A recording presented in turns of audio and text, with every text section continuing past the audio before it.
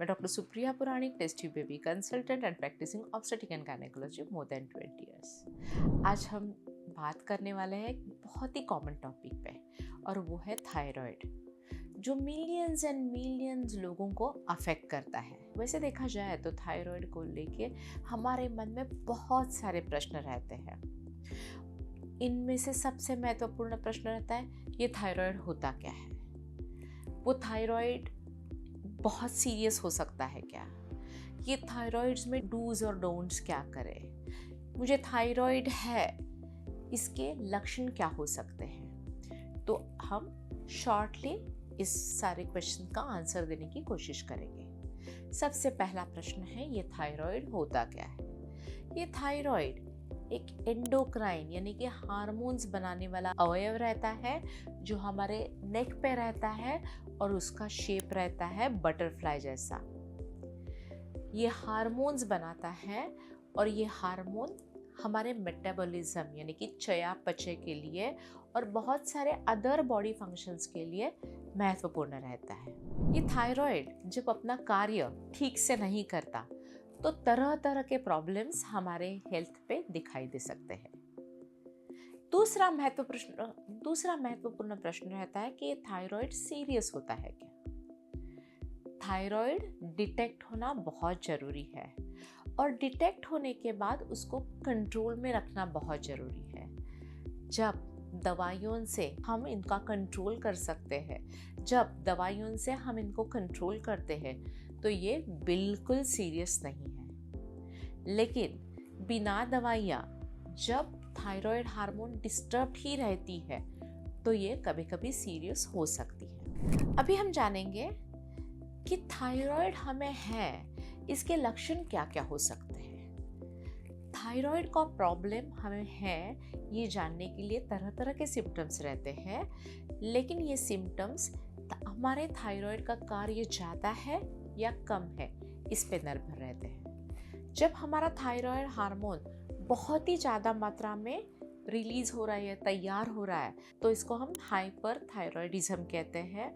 और जब हमें हाइपर थायराइडिज्म रहता है, यानी कि हमारे थायराइड हार्मोन की मात्रा ज़्यादा रहती है और हमारा TSH हार्मोन कम रहता है, तो हमारा वेट लॉस हो जाता है, हमें एकदम गर्म फील होता है, हमें एंजाइटी लगती है, हमारे दिल की धड़कनें ज़्यादा तेज हो जाती है, और हमारे कभी कभी, और ये जब एक्सट्रीम रहता है, तो हमारी आंखें बहुत बड़ी बड़ी हो जाती है, हमें बिल्कुल नींद नहीं आती।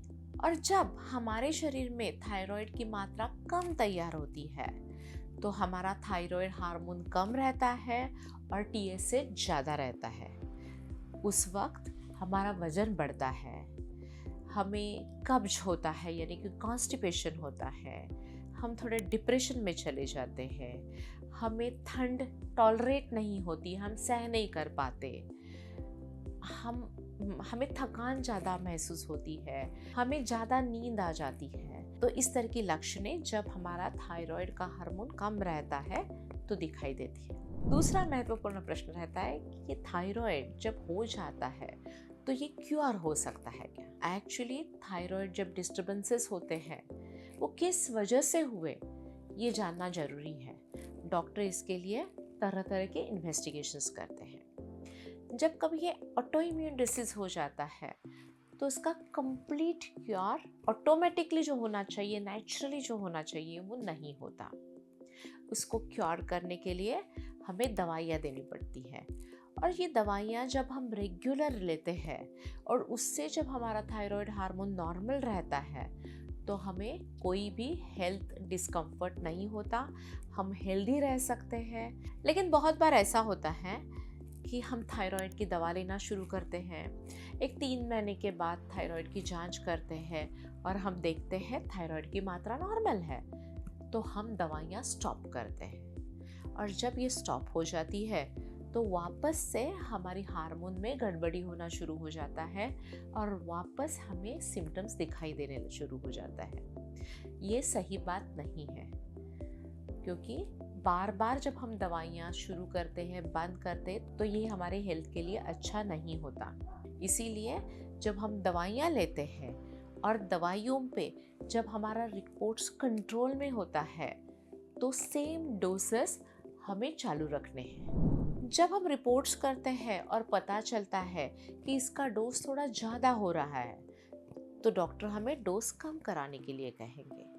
और जब रिपोर्ट्स के बाद पता चलता है कि डोज हमें थोड़ा कम लग रहा है, थायराइड का हार्मोन एडजस्टेड नहीं है, तो डॉक्टर डोज बढ़ाते हैं। जब ये हम सही मात्रा में लेते हैं तो हमारे कोई हेल्थ कॉम्प्लिकेशंस नहीं होती। तो आइए हम जानेंगे जब हमें थायराइड की प्रॉब्लम होती है तो हमें क्या करना चाहिए, क्या नहीं करना चाहिए। जब हमारे थायराइड डिस्टर्ब रहता है तो सबसे महत्वपूर्ण बात है दवाइयों से उसको पहले कंट्रोल करें। दूसरी महत्वपूर्ण बात, अपना वेट नियंत्रित करें।